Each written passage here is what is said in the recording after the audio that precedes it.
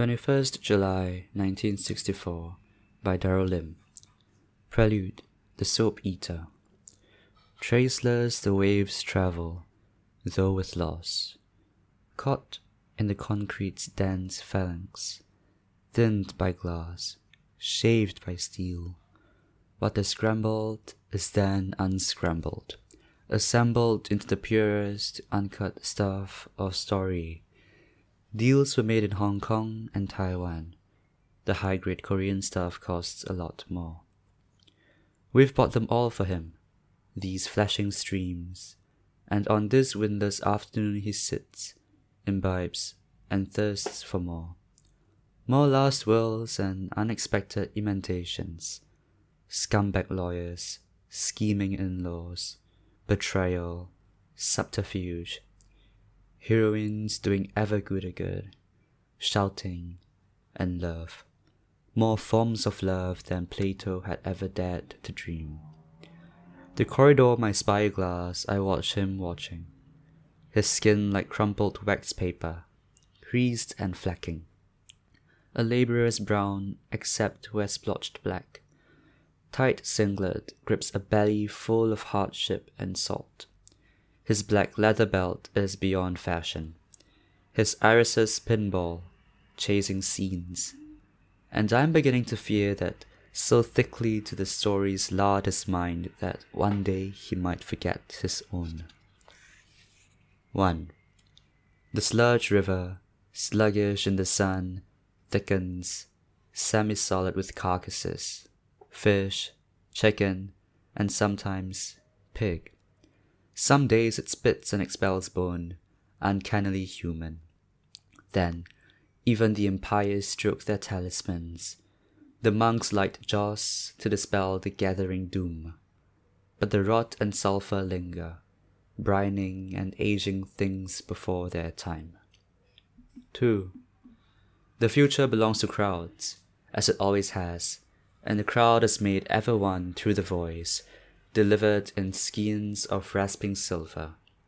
Be patient, forbearing, and industrious. Strengthen the unity of Malaysia. Let us live in peace and happiness under the divine protection of God, the Almighty.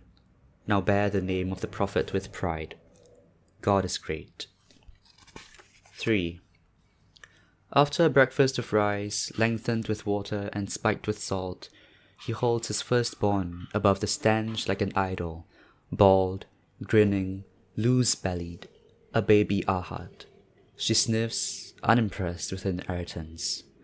A princeling returned to the commons, he dreams of dynasties, entire family trees bristling with power, every part of his name gracing the city, his grandson the prime minister.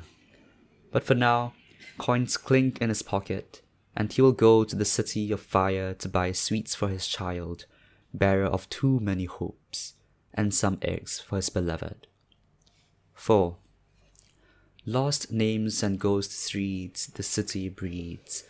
Kampong Supu, Kampong Kuchai, Sumbawa Road, Namlock Street. And a name in Cantonese, Eternal, Southern, Dragon, my grandparents excavate from the sinking heap of memory.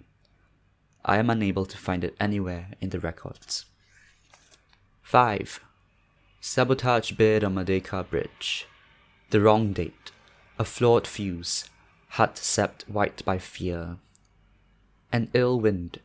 The missing benediction of history herself. A confrontation delayed. We slink back east. Bangkano will have our balls. This bridge, falsely named Freedom, remains. The lions stand to guard another day.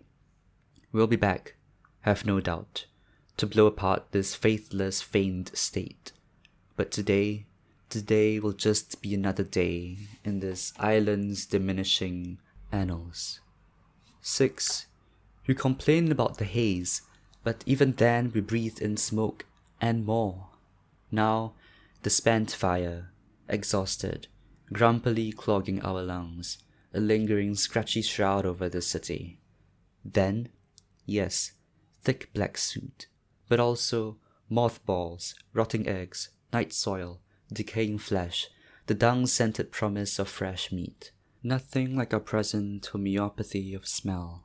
Most of all, the fear infusing our waking and sleeping moments, the fear of everything kindling, the fear of the somethings, the fear of sickness robbing wages, the fear of the government, the fear of the lack of government, the fear that the future might unbraid our loosely knotted joy, the fear that all our dreams were built on gas, ephemeral, airy, and easy prey to flame.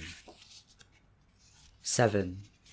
All events have a secret history, not conspiracy, refuge of idle minds, but personality, time's own way with each of us, the infinite occult whispers whose echoes seem one grave voice.